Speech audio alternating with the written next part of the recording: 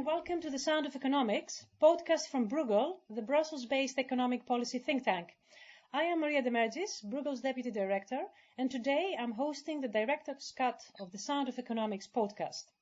Joining me for a conversation about the current state of macroeconomics is Professor Nicola Viegi, South African Reserve Bank Professor of Monetary Economics at the University of Pretoria. Hello, Nicola. Thank you. Hello. Hi, Maria. And Frank Smets, Director General of Economics at the European Central Bank. Hello, Frank. Hi, Maria.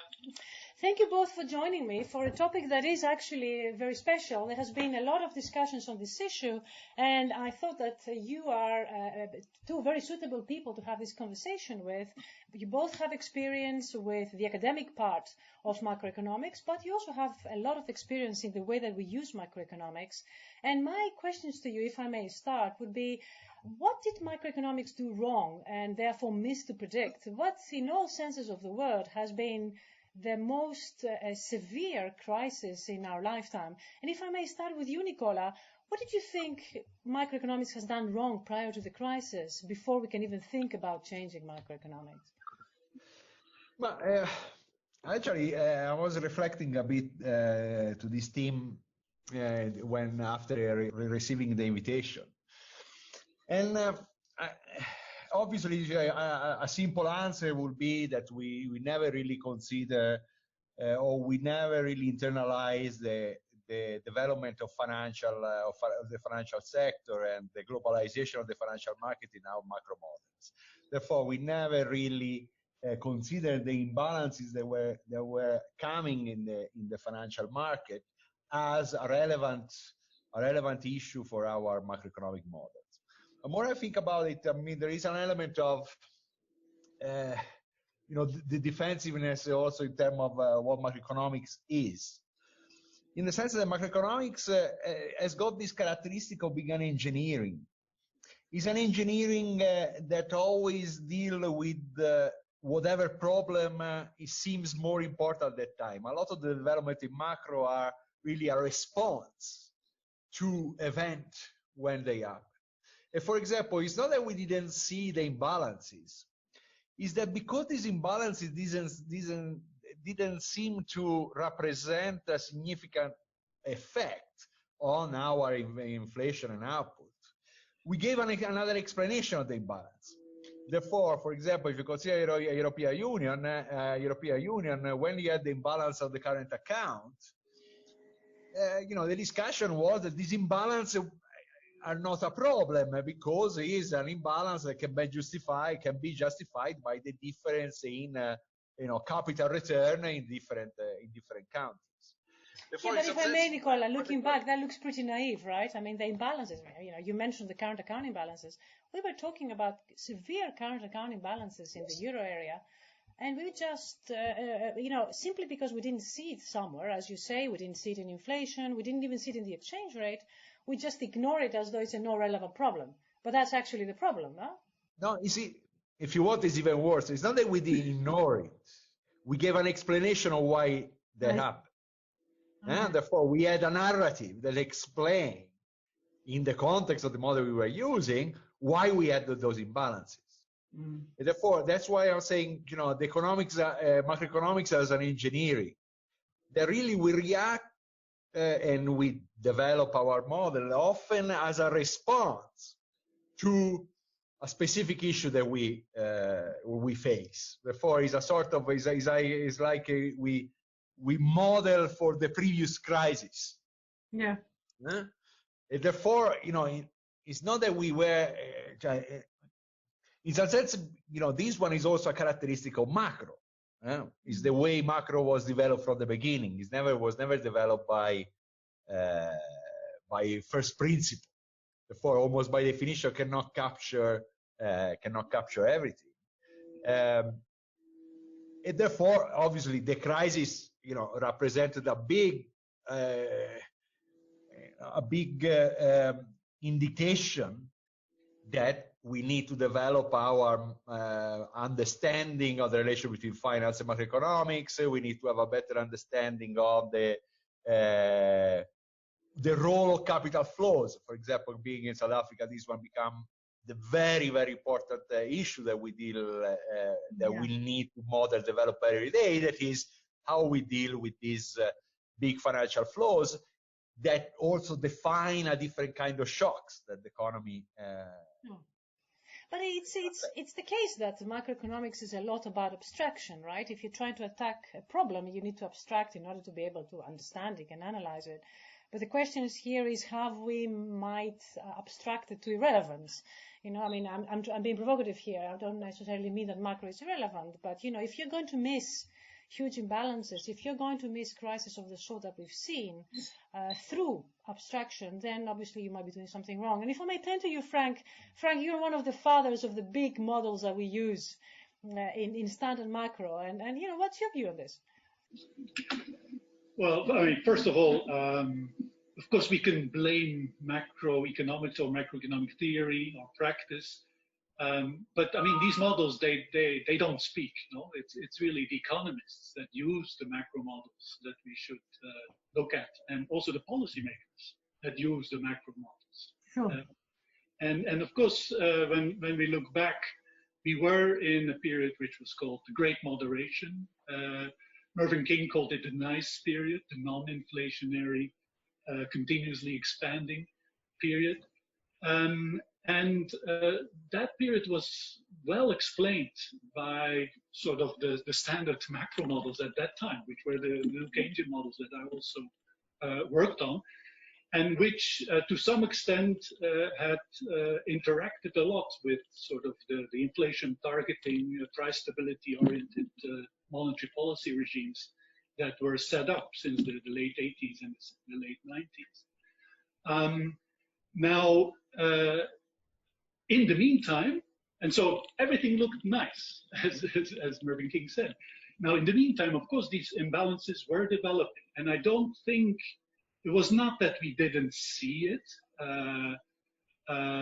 For example, I mean, Jean-Claude Trichet, who was at that time president of the ECB, I mean, he didn't miss any occasion to tell governments in the Eurozone that there were very important divergences in relative unit labor cost, in competitiveness, which needed to be addressed.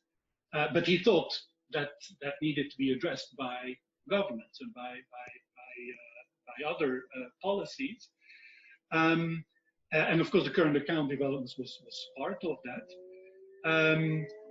Also, in the context of our monetary analysis, we did think and also did some research on sort of leaning against the wind and this type of policies before the crisis. Actually, I myself, I had a paper in 2004 where I talked about and wrote about costly asset price booms, which was very much in the spirit of the BIS work, showing that asset price booms that are go together with leverage and credit growth can be very costly. So why is it that this was not followed up upon, that this was not, and I think part of it is that we didn't have the tools, and I think there Nicola is right. Our models, the standard models that we used, assumed more or less perfect arbitrage, perfectly working asset markets, and so it was very hard to analyze that type of issues in those baseline models. The other thing is that probably we underestimated generally the systemic implications of some of these booms turning into busts. I don't think anybody, I mean, there were people that predicted catastrophe, but there were very few that understood the contagion and the feedback effects that we actually saw between liquidity and solvency, between sovereigns and banks, like in the euro area. I don't think anybody had spoken about the doom loop as we did ex post. So part of it was that, yeah, we didn't understand the systemic implications and these transmission mechanisms. And that led, I think, to a certain complacency in the sense that we thought we could deal with it. And the third element that I would mention is that even if we did, it was also not clear that we had the tools. No, if I think again about the euro area, the imbalances were within euro area imbalances mostly. The credit growth and the asset price, the real estate price booms were in certain parts of the euro area, basically in Ireland, in Spain, to some extent in Portugal. In Germany, in contrast, actually we had house price deflation. And so as a sort of a monetary policy maker, and I guess, I'm working at the central bank, of course it was not clear that, it was clear that the tool of monetary policy was difficult to use, because we have a single instrument for the whole euro area. At the same time, the whole area of macroprudential was not yet developed to the extent. I mean, there was some work going on, but in practice, this was only developed after the crisis with the G20 initiative, and then also the European implementation of this. So there was also an issue of which tools would you use to address those imbalances. If I may, Frank, you're talking about the tools. We like the tools, but importantly, we also like the understanding of certain things. I mean, certainly the contagion effects in the global scale, not just the European scale, where you had a crisis that originated with a very small economic shock in the US, and that spread in ways that nobody could have ever predicted, simply because they're very, very non-linear. So there are both tools and our understanding of basically how the economy works in a very interdependent world. And of course, the question that begs itself to be asked is, what happens next? How are we better prepared now as a science or as an art, macroeconomic art, and what tools do we have in our disposal to ensure that not only we do better in the future, but we also understand that our understanding is limited? Nicola, what's your view on this? I think after the crisis, the field of macroeconomics and our understanding of how we should use models, I think has sharpened quite a lot. Can you specify how? In which terms? How are modeling now a little bit different than? In the sense that we are moving away from one model, and we are just developing much more an eclectic view of how we should use models and how models interact with each other to try to understand the peculiarity, or if you want, the non-linearity that are in the economy. I think this element is quite positive. If you see a lot of the new research, the research is really try to explore the corners, explore the things that cannot be captured by a sort of forecasting model, looking from heterogeneous agent, heterogeneous firm, issue of finance, capital flows, or issue of moralized adverse selection, the issue of macroprudential policy. All these are really analyzed in a lot of different models that talk to each other. But at least we have abandoned a bit the idea that we need to build the model, because the building of the model, by definition, the more complex the model is, less robust the model is to any possible shock or possible change. And actually, I think is I think is a very interesting time for the profession. The issue is, as always, we build the tool, but we are not necessarily the user of the tool. I think this one is something that Simon Vren-Lewis always stress. One thing is the research and the discussion here. One thing is the macroeconomics that is used out there.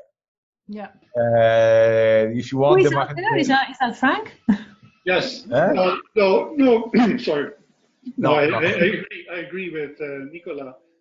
One of the positive outcomes of the crisis is that the sort of the groupthink, which I think was a little bit there in macro before the crisis, is gone. Now we have somebody said, let 1,000 flowers bloom.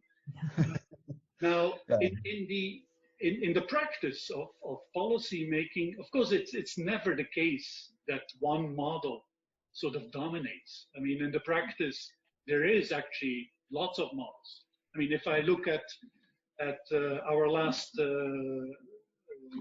monetary policy meeting and the analysis that has been done and prepared, I mean, I can probably think of at least 20 models that have been used, from sort of the main macro models, the different variants of it. I mean, if you want to analyze the fiscal package in the US, you need a different model than if you want to analyze the possibility of spillovers from an increase in volatility, or you need a different model if you want to analyze why the term premium has fallen so much. So there's lots of models, and I think this has always been the case, but there was, and this is not sort of the physical model, but it's more the mental model. There was a groupthink, no, which basically was based on the basic New Keynesian model, which is still very much alive and very important in a number of dimensions, in the sense that what it showed, like the importance of inflation expectations, the importance of time-consistent policy, the importance of price stickiness is still there. But of course, it cannot show what it was not made for, and that's where all these other models play a role.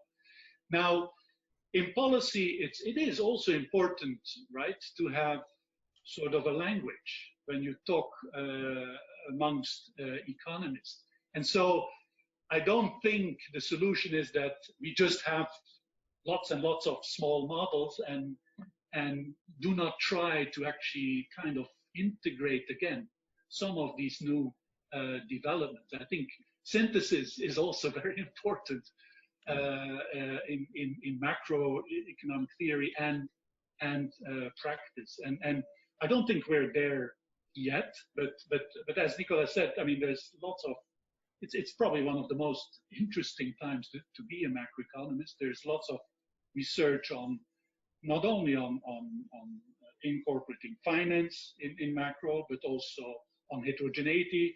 Last week I was attending a seminar that was talking about the interaction between supply and demand through precautionary savings behavior, some of the work that Martin Bohn and his colleagues are doing. All these things, I mean, introducing networks in macro, I think is very important. If I may, there is of course a lot that can be done, and I'm very delighted that we're doing that. And because, I mean, you know, as you said, there isn't just the one model. We need more models to inform the discussion. But we are going in the direction of greater complexity as well. And the more complex we make things, the less usable we also make them. So one of the, and here, Nicola, you will appreciate this. One of the things that you know I worry about is that how about the things we don't know? How do we prepare for things that are not necessarily captured by our models? And in fact, you know, how do we prepare about their lack of knowledge? Because it doesn't really matter how many things you put into a model, there will always be things that you don't know. And you know, science is part of the job of science to try and understand what we don't know. But, you know, it's a catch-up game. And therefore, some of the effort that we make is also about living with the unknown unknowns, if you like, Frank. And, you know, there I think the insistence of macroeconomics in trying to be very, very predictable, you know, the forecasting part of it, numbers are important, maybe takes away some effort that ought to be also dedicated in terms of how we manage the uncertainty. So if I may ask you to comment on this, because we are sort of coming short of time, and if I start with you, Nicola, what's your views on the unknown? In working here, in working in emerging countries at this time, actually the unknowns are very many. Therefore, because you know there is the issue of the normative element of macroeconomics. We need all the research, but we need also the actual economic policy.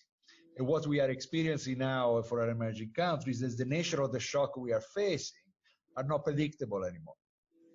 And also what kind of structure we are going to face in the future are not predictable anymore. Therefore, we come from an idea that if in emerging countries we get the institution right, if we have independent monetary policy, inflation targeting, long-term fiscal balance, etc., we will, if we behave as the good guys, the world market will recognize it, will praise us, to arrive in a situation in which all the shocks are coming from the north. Therefore, all the shocks is the financial crisis, the European fiscal crisis, is the potential trade collapse, is therefore the kind of risk we are facing cannot be faced only by institutional adjustment, but be faced by really think about how you make a system robust or resilient. It's not even the policy itself.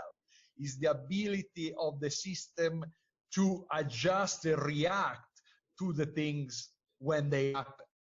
Therefore, therefore we are working much more on this element, how we make the system more. Once we have all the monetary policy, on the fiscal policy, etc., this is not enough to insulate the economy.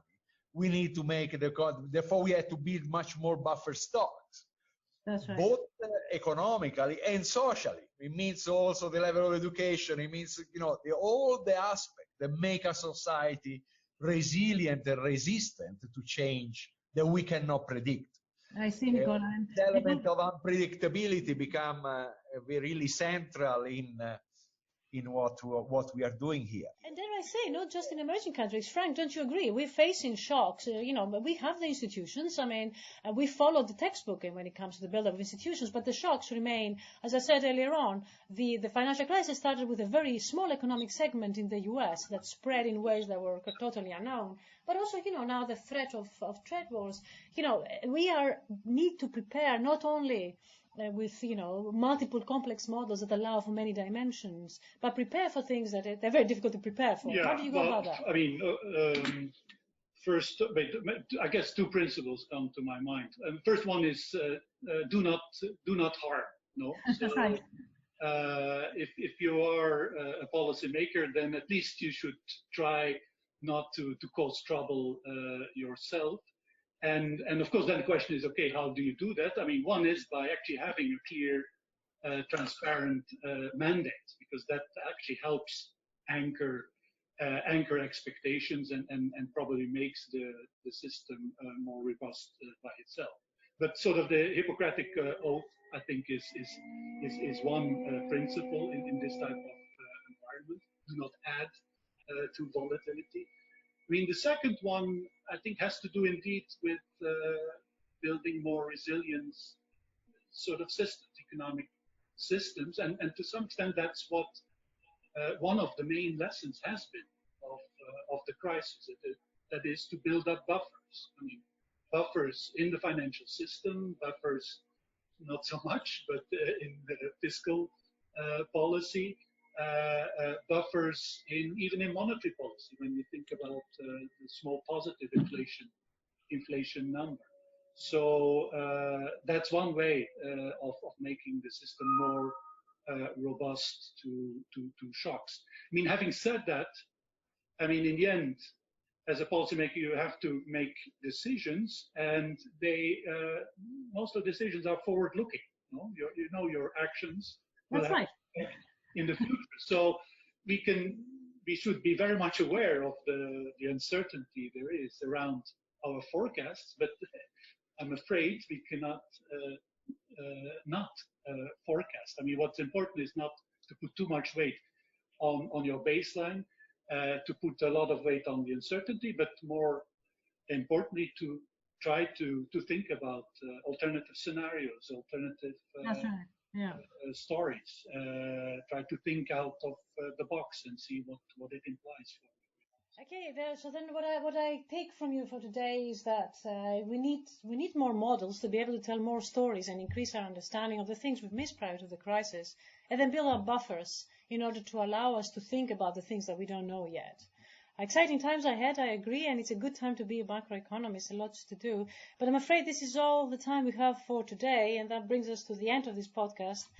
Thanks for listening to the Director's Cut, and thanks very much to my guests, Nicola and Frank, for joining me from far afield.